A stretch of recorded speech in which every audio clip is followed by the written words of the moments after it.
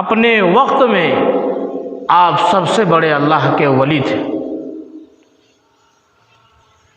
اور آپ کے ولی بننے میں نسب کا، نسل کا، خاندان کا، خون کا بڑا دخل تھا۔ آپ کے والد ماجد، آپ کی والدہ ماجدہ اللہ کے ولی اور اللہ کی ولیہ تھی،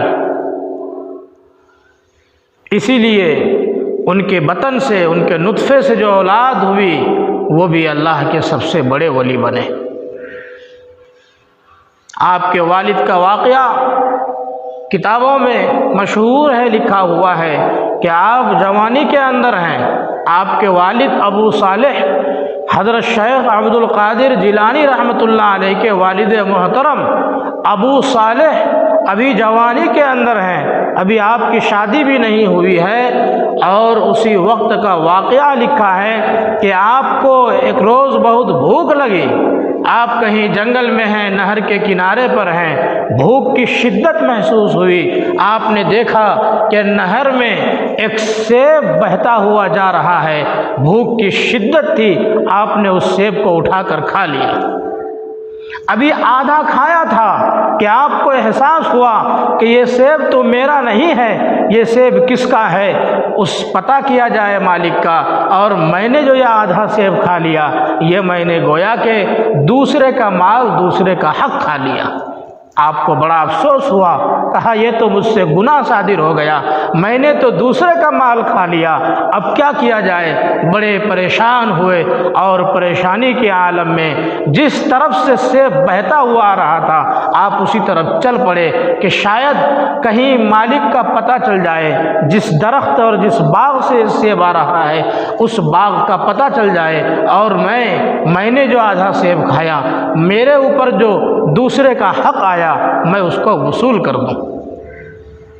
وہاں پر دیکھا ایک بزرگ نورانی چہرہ حضرت عبداللہ صومعی رحمۃ اللہ علیہ باغ کی حفاظت کر رہے ہیں، گھبراتے ہوئے پہنچے ابو صالح شیخ عبد القادر جیلانی رحمۃ اللہ علیہ کے والد محترم، اور کہا کہ آپ کے باغ کا ایک سیب نہر میں بہتا ہوا جا رہا تھا، مجھے بھوک لگی تھی، میں نے اٹھا کر سیب کھایا، لیکن ابھی آدھا ہی کھایا ہوں، مجھے احساس ہوا کہ یہ سیب تو دوسرے کا ہے، اس کا مالک تو میں نہیں ہوں، دوسرے کا حق کیسے کھا سکتا ہوں؟ چنانچہ میں آپ کے پاس اس کا ہرجانہ ادا کرنے کے لیے آیا ہوں، آپ یا تو مجھے معاف کر دیں یا اس سیب کی قیمت لے لیں۔ حضرت عبداللہ صومعی نے جو اس باغ کا نگراں تھا دو شرط رکھی، کہا میری دو شرط مانو گے تو میں تم نے جو سیب کھایا ہے اس حق کو معاف کروں گا۔ کہا وہ دو شرط کیا ہے؟ میں ماننے کے لیے تیار ہوں۔ کہا ایک شرط تو ابھی بتاؤں گا اور ایک شرط بعد میں بتاؤں گا جب پہلی شرط پوری ہو جائے گی۔ چنانچہ کہا پہلی شرط یہ ہے کہ تم 10 سال تک میرے اس باغیچے کی، اس باغ کی خدمت کرو، نگرانی کرو، دیکھ بھال کرو، یہ پہلی شرط ہے۔ جب یہ پوری ہو جائے گی اور 10 سال پورا ہو جائے گا تب میں دوسری شرط بتلاؤں گا۔ نگرانی کرنے لگے، نگرانی کر رہے ہیں، جب 10 سال کی مدت پوری ہوئی تو آپ حضرت عبداللہ صومعی جو اس باغ کا مالک تھا اس نے ان کے والد کو کہا کہ باغ سے ایک سیب توڑ کر لاؤ۔ جب لایا گیا تو وہ سیب پھیکا تھا۔ کہا اے ابو صالح کیا تجھے اتنا بھی معلوم نہیں 10 سال کا عرصہ گزر گیا اور تجھے سیب کا ذائقہ بھی معلوم نہیں کہ کس درخت کا سیب میٹھا ہے اور کس درخت کا سیب پھیکا ہے، تو نے لایا بھی تو پھیکا سیب لایا۔ کہا اے بزرگ اے محترم میں تو پہلے ہی سے آپ کا قرض دار ہوں، پہلے ہی سے میں نے آدھا سیب کھا کر گناہ کر دیا ہے، آپ کا حق کھایا ہے، پھر میں دوسرا سیب کھا کر کیوں میں گنہگار بنتا؟ اس لیے میں نے اس 10 سال کے اندر کبھی کسی سیب کا مزہ نہیں چکھا۔ کہا اچھا ٹھیک ہے، اب دوسری شرط سنو۔ दूसरी शर्त ये है कि तुमको मेरी बेटी से शादी करनी पड़ेगी। और सुनो, मेरी बेटी अंधी है, गूंगी है और लंगड़ी है, लेकिन उससे तुम्हें शादी करनी पड़ेगी।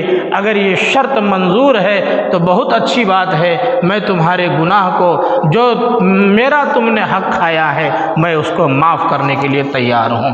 चुनांचे आपने मंजूर तो पहले ही कर लिया था दोनों शर्त को, कहा मुझे मंजूर है, और फिर निकाह हो गया।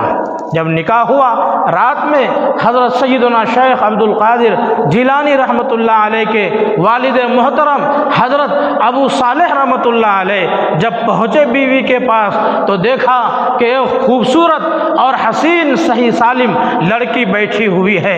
आप चेहरा आपने उठाया, आपने चेहरे से पर्दा उठाया, कपड़ा उठाया, देख करके आप हैरान हो गए और वापस आए और कहने लगे कि आपने तो कहा था कि मेरी अंधी और लंगड़ी और बहरी बेटी से निकाह करना होगा, लेकिन वहाँ तो बहुत हसीन खूबसूरत लड़की बैठी हुई है। लो, मुझसे दूसरा भी गुनाह हो गया कि मेरी निगाह उस लड़की पर पड़ गई।